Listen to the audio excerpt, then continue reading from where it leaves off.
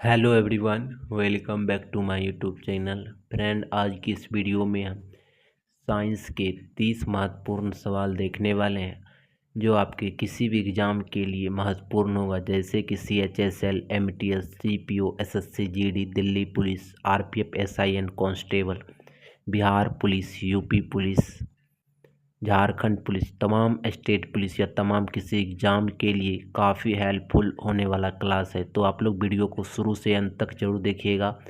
काफ़ी बार एग्ज़ाम में ये प्रश्न आ चुके हैं और आते रहेंगे। तो चलिए वीडियो को शुरू करते हैं।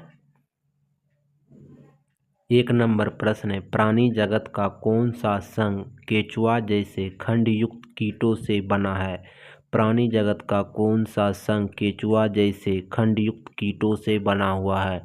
तो आपका आंसर क्या होगा? एनीलिंडा। क्या होगा? एनीलिंडा। काफ़ी बार एग्जाम में आ चुका है, तो आप लोग याद रखिएगा। 2 नंबर प्रश्न है, प्रकाश संश्लेषण मुख्य रूप से किस पादप ऊतक में होता है?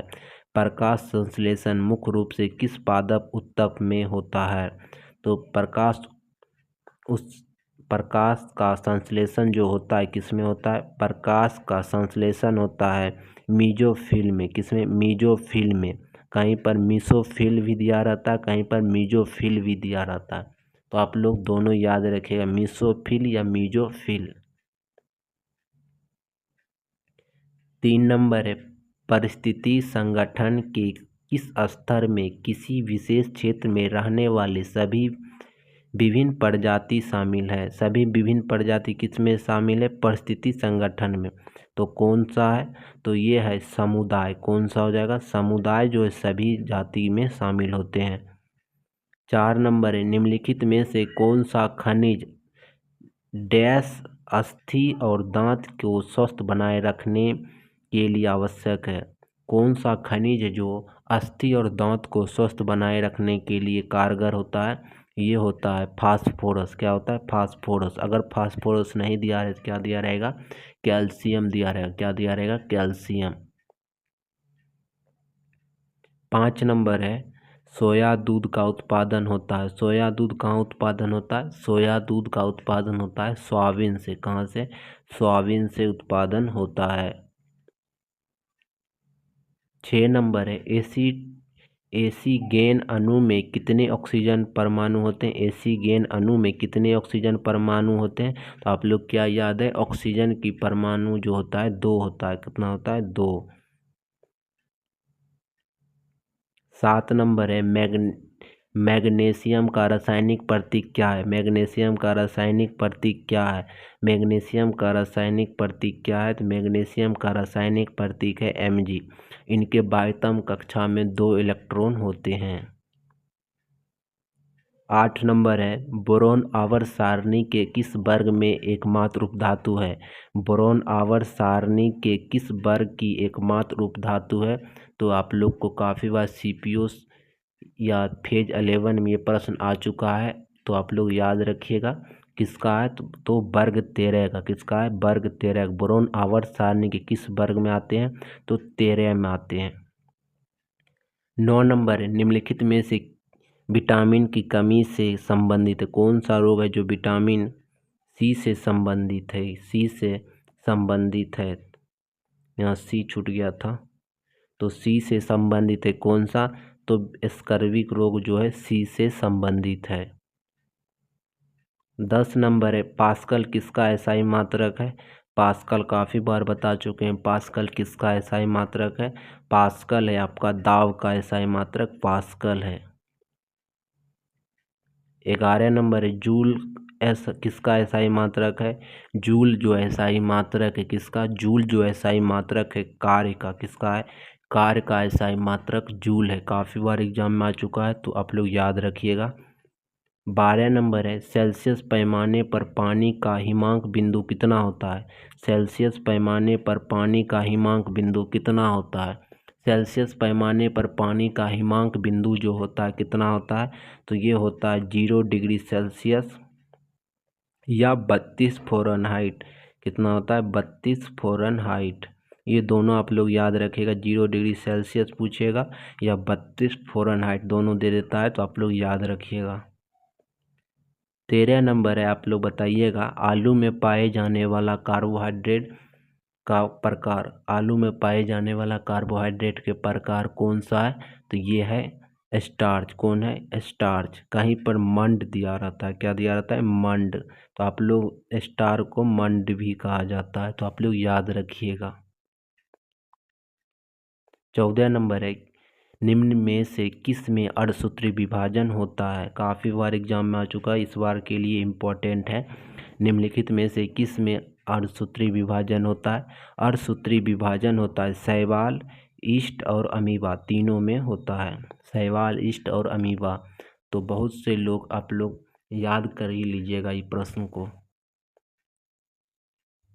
15 नंबर है, कोशिका के किस भाग को साइलेंट ऑफ कंट्रोल कहा जाता है? साइलेंट ऑफ कंट्रोल किस भाग को कहा जाता है? साइलेंट ऑफ कंट्रोल जो कहा जाता है, केंद्रक को कहा जाता है। किसको? केंद्रक को कहा जाता है। मोस्ट इम्पॉर्टेंट क्वेश्चन है, तो आप लोग याद रखिएगा, केंद्रक को साइलेंट ऑफ कंट्रोल कहा जाता है। माइटोकॉन्ड्रिया क्या कहा जाता है? Power house. Power house. Lysosome को आत्महत्या की थैली कहा जाता है। ठीक है। 16 नंबर है, आप लोग बताइएगा एक शराबी व्यक्ति में किस विटामिन की कमी होता है?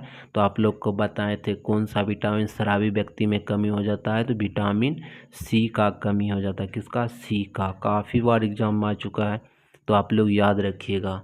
किडनी की कार्यात्मक इकाई कौन सी है? किडनी की कार्यात्मक इकाई कौन सी है?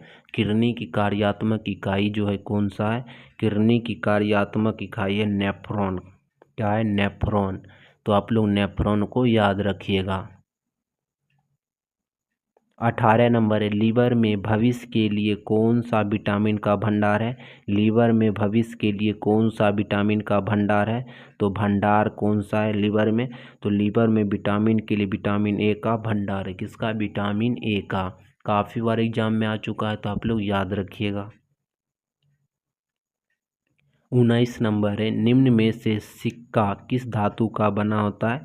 सिक्का जो बना होता है, किसका बना होता है? सिक्का बना होता है 3+ तांबा का। किसका? 3+ तांबा का।